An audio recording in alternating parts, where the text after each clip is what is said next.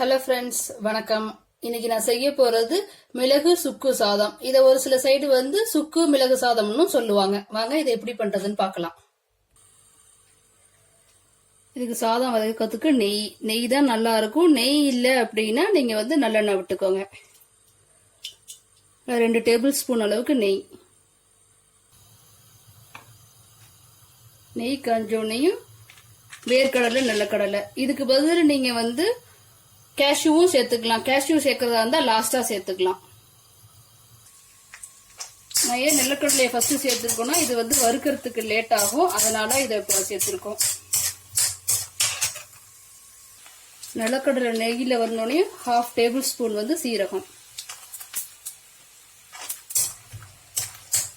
1.5 table spoon மிளகு தூள். இது நல்லா பொரியணும் உங்களுக்கு நெய்யிலேயே.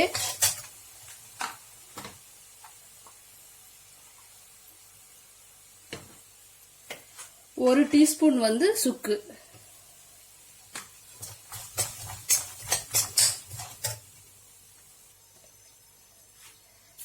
நல்லா கிள்ளி வச்சிருக்க கறிவேப்பிலை,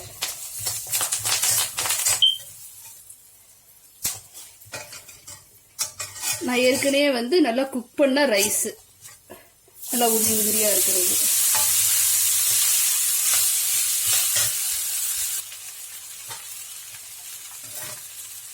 சால்ட் இதுக்கு தேவையான அளவு.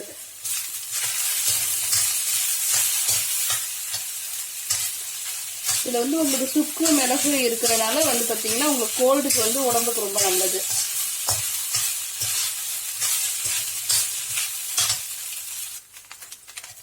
லோ ஃப்ளேம்லயே வச்சுக்கோங்க. அப்படி நெய் இல்லைன்னா நல்லெண்ணெய் விட்டுக்கலாம். ஆனா நெய் தான் ரொம்ப நல்லா இருக்கும்.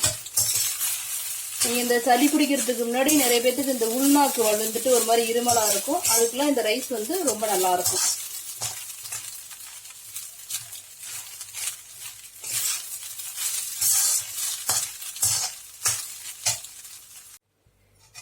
நல்லா மிக்ஸ் பண்ணிட்டு இப்ப அடுப்பு ஆஃப் பண்ணிடலாம். மிளகு சுக்கு சாதம் ரெடி. நீங்களும் உங்க வீட்ல இதை ட்ரை பண்ணி பாருங்க. உங்களுக்கு இந்த வீடியோ பிடிச்சிருந்தா லைக் பண்ணுங்க, ஷேர் பண்ணுங்க, கமெண்ட் பண்ணுங்க, சப்ஸ்கிரைப் பண்ணுங்க. நன்றி.